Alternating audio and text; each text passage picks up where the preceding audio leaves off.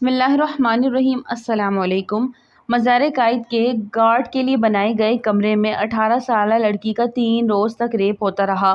تیسرے دن لڑکی مزار قائد سے نکلی اور گیٹ کے پاس کھڑی رینجرز کے موبائل کو بتایا کہ مجھے اغوا کر کے 3 دن تک ریپ کیا جاتا رہا۔ سابق ایس ایس پی نیاز کھوسہ کے مطابق 2018 میں میری پوسٹنگ ضلع ایسٹ میں تھی۔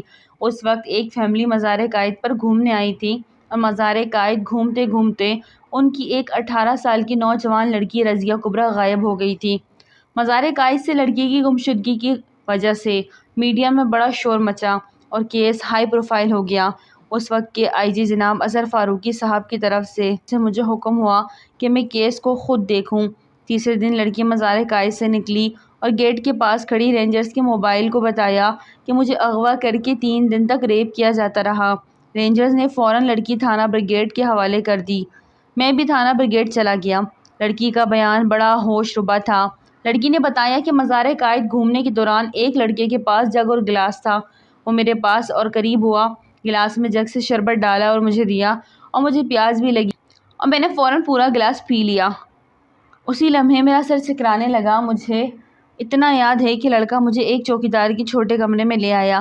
میں نے اپنی نگرانی میں لڑکی کا میڈیکل کروایا اور لڑکی کے کپڑوں سے ڈی این اے کے سیمپل لیے گئے۔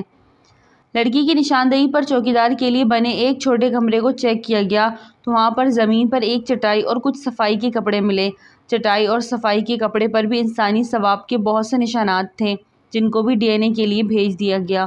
کچھ ماہ بعد ڈی این اے رپورٹ موصول ہو گئی جس نے ہمارے ہوش اڑا دیے۔ چوکیدار کا کمرہ شاید ہمیشہ غلط کام کے لیے استعمال ہوتا رہا۔ چٹائی سے تقریباً 6000 کے قریب ڈی این اے حاصل کیے گئے تھے۔ 6000 ڈی این اے کی رپورٹ کو ہم حکومت کے مشورے سے پی گئے تھے کہ پوری دنیا میں بدنامی ہوگی۔ لڑکے کی اور لڑکی کے کپڑوں کے ڈی این اے رپورٹ بھی آ گئی تھی۔ کیس میں جو پیش رفت ہو رہی تھی، نئے آنے والے آئی جی جناب شعیب سڈل صاحب اور بابر خٹک صاحب اور کراچی پولیس چیف کو میں بتاتا جا رہا تھا۔ پہلے مرحلے میں مزار قائد پر کام کرنے والے سارے عملے کی لسٹ بڑی احتیاط سے مرتب کی گئی۔ میں اپنی ذاتی اسٹاف کو تعینات کر کے کھانے پینے کی اشیاء فروخت کرنے والوں کی لسٹ مرتب کروائی۔